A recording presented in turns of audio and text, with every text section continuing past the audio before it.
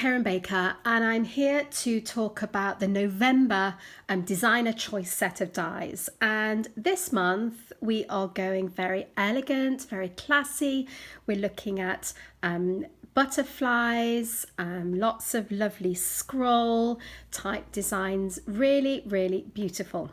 Now with the kit you get all of these dies. You get a really quite large corner element, or you can see we're going to make it into something else. You get a large butterfly, you get 3 different sentiments, and those say with love, thank you, and for you. You also get an outer circle which gives a layer behind the main sentiments, and then you've got sets of dies which have the outer and the inner, so you can see in each of those. So whether you want a card blank full of cutout elements, you can do that. You could do it in stripes, you know, you name it, you can do it with this kit. And then you've also got the outer frame, so whether or not you want to create something like a belly band, for those that like doing those, you can do that really easily, or whether you want to create something 3-dimensional like this one here. So you can see we've got, I tip that there, you can see you've got a dimensional element to the card, or whether you just want to create something very simple, easy to do, quick to do, and you end up with a really elegant effect. And this is just using Tonic's Craft Perfect in French Blue. There you go, in French Blue, and I've also added some vellum to it. So I've tried to keep supplies down to a really bare minimum. For some of you, this designer's choice set of dies might be the first time you actually get into die cutting. So I've tried to provide things that are really simple and achievable, don't take too long, and don't use too many products either. So you can see here, we've also got the beginnings of another card in a different colorway, just to contrast, and you can see how the design works in another color. And we've also got some of the elements that you can cut out in the kit. So I'm going to show you how to make these 2 cards in the video. So let's get started. So for the gatefold card, I've got a piece of card that is about 10 inches by about 7 3/4. The height doesn't matter so much, that's entirely up to you, but you do need to be a little bit accurate with the width to make sure that it all fits together. So whatever your scoring tool is, and if you don't have a scoring tool, you can just do this with a ruler and an embossing tool, or a bone folder, whatever is easiest for you.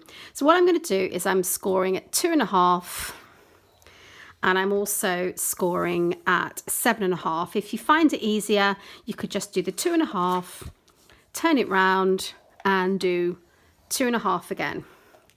Nice and easy. And then when we fold it in and give it a score, we should have a gatefold card that closes perfectly in the middle. Okay, so that's our start. I've done it in pink so you can see it in another colorway, but it really is as easy as that. So let's get on to decorating it. So we'll bring our little elements over. So I've used the corner here. Now these are so useful. I was playing around with these, and if you put them together, so you're matching the corners together, and you have it so that there's just a little gap between this one and that one, and if you go round all the way doing exactly the same, excuse me, you'll end up with a really beautiful fan shape. I mean, you could take it all the way around and have an absolutely gorgeous circle, but this would look really pretty on the side of a card, or as a fan by itself. You know, start to think outside the box, and what looks like a very simple shape will actually end up being a super useful one. So I've got the first parts of my card. Now I've got my base, and then all you need to do is you need to cut a piece of vellum. Vellum is wonderful because it takes on whatever the color of the cardstock underneath, and it really does give a beautiful soft effect. And so I cut this, I think it was about 1.5 inches. Again, that doesn't matter. It's just making sure that whatever you do on one side, you do the same on the other side. So to stick it down, and I've already started the card because most of this is just putting it together, compiling it, and it's not terribly interesting watching somebody glue all the time. So I've got my basic part of the card. So you can see here, this is one of the challenges of vellum.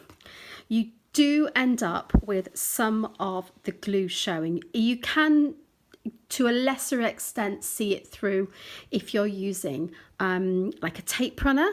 Nuvo do a couple of adhesive tape runners which are fab, but because I knew that I didn't want to see anything behind the actual decorative elements, I used my wet adhesive because I could get a finer line. So that's what I've done with that one. So all we need to do now is just position and glue. So this is where something like your Nuvo Deluxe adhesive or other wet glues are really going to come into their own. If you do have double-sided die cutting sheets, so you put one of the adhesive sides stuck directly onto the cardstock that you're about to die cut it through, and then you peel off the other side. That's something that you might want to invest in too. But for lots of us, using glue is a really simple and very inexpensive option. So I know it's not terribly interesting watching me do this, but I'm just putting little bits of glue. Beware of trying to put too much glue on because it will spurt out everywhere. And that's happened to me many times. So what I'm going to do now is I'll try and show you from here, is I'm just going to line up the top of the shape, and I'm going to be lining it up with the edge. There's a slight curve at the top of this little shape here. So again, just press down very gently. Don't worry if any glue comes out because you can just press it away. If you just pop your fingers, you'll take some of it off, but just try and make sure that you get off any of the excess before it dries, because it's much harder to remove the glue once it's dried.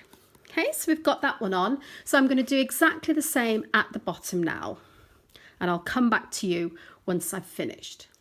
So I've put this second one on below, and you can tell a really good tip from the mistake that I've made. When I put this side on, what I didn't do was match it precisely. So you actually have got something slightly out of sync there.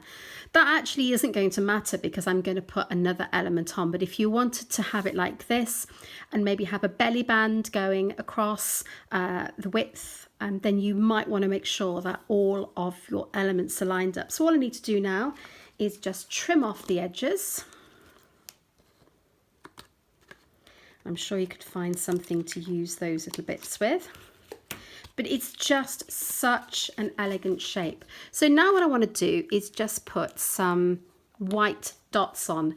It does seem perhaps, like it doesn't actually matter, but if you have a look at the contrast between there and this side, just a few little gel pen dots actually make all the difference. And those eagle-eyed amongst you might spot this here. I managed to splash a tiny bit of water there. So if you did that, cover it up with a bit of Nuvo drops or something, but I wasn't going to start all over again. So it's good sometimes to share our mistakes and the things that go wrong. So all I need to do now is just using a white gel pen, just going to dot all around the edge of the die cut piece.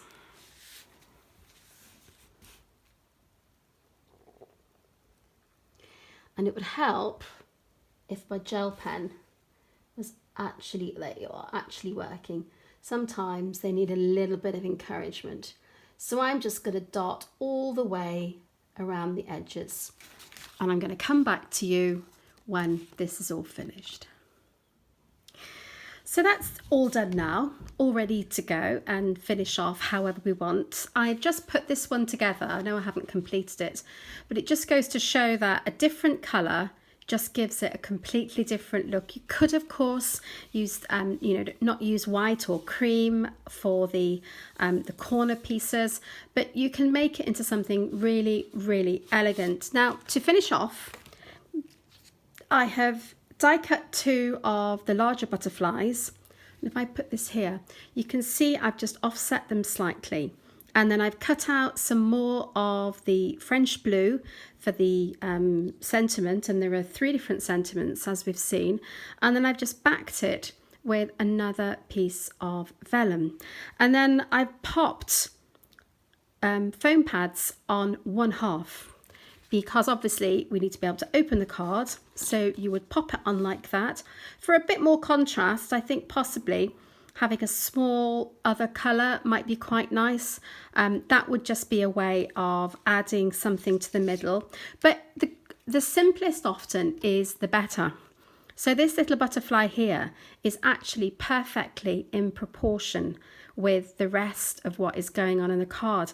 And it might seem super simple, but that is actually a much nicer design, and well, in my opinion anyway. You might have liked the other one. So, you know, have a fiddle around with all the different elements and find something that you like. It may be that you want to put a piece of ribbon over and make a ribbon enclosure.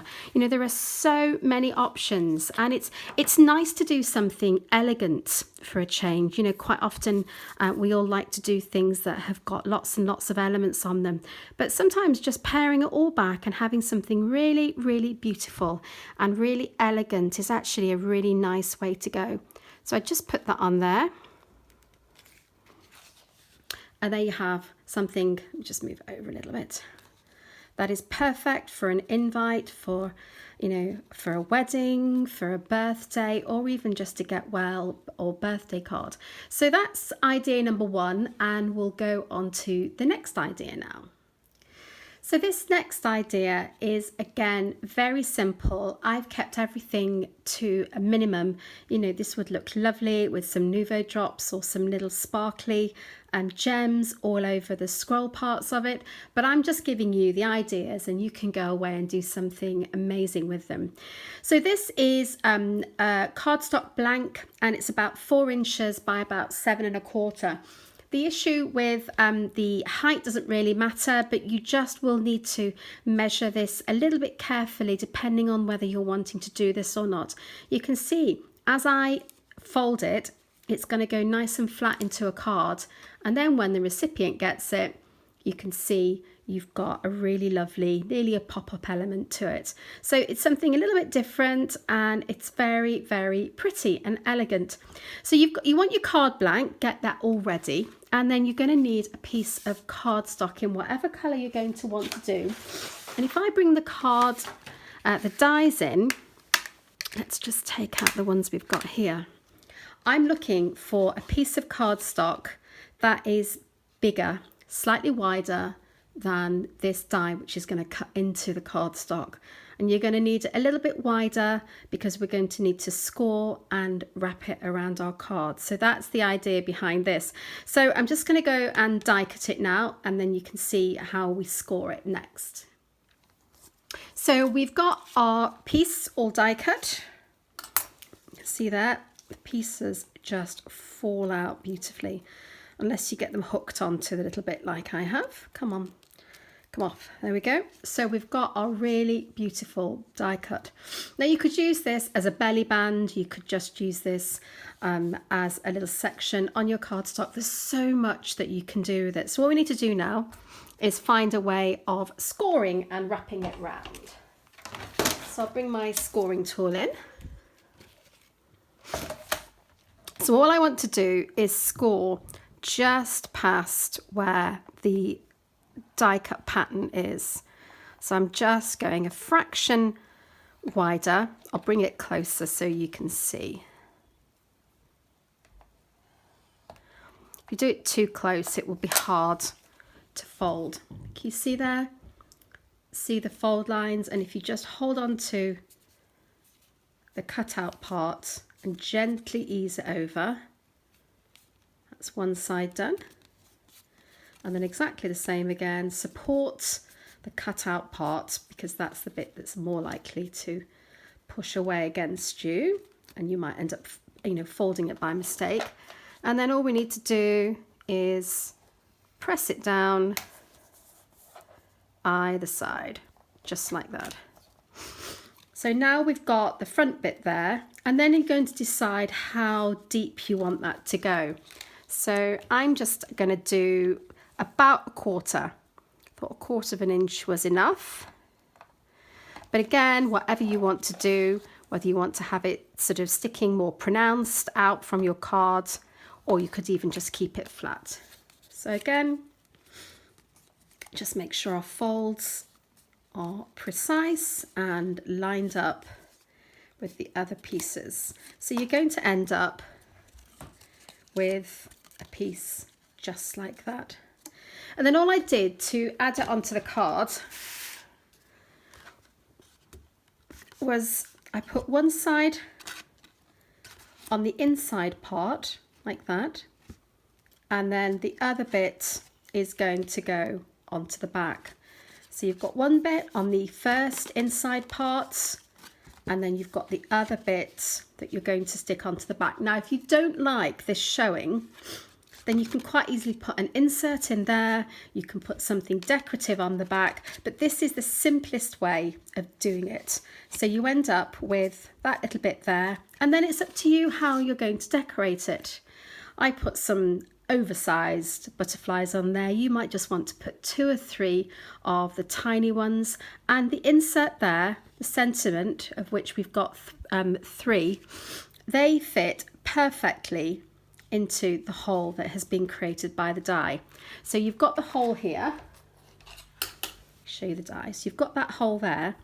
If I put the circle which comes as part of the kit, those are exactly the same size.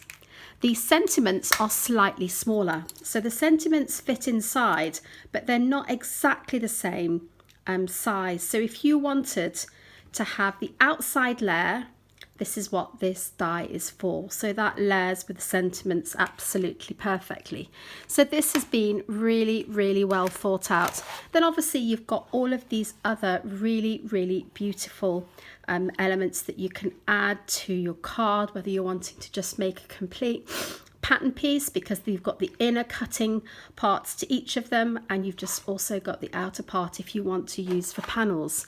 So I hope you enjoyed that quick and simple look at making invites, or whether it's you just want to make some cards. You've got the most beautiful beginnings to make a whole ton of cards. And if any of you are creating cards for weddings, this will be an absolutely perfect kit for that. I hope you've enjoyed this time having a look at the kit. I do hope you'll consider getting it. They really are a beautiful and versatile set of dies. Don't forget to have a look on Tonic's Facebook group or on Instagram. You'll be able to see as people get the kits what they are doing with them, and that might inspire you as to what you can do with your own kits too. Thanks for being with me. I'll see you soon. Bye.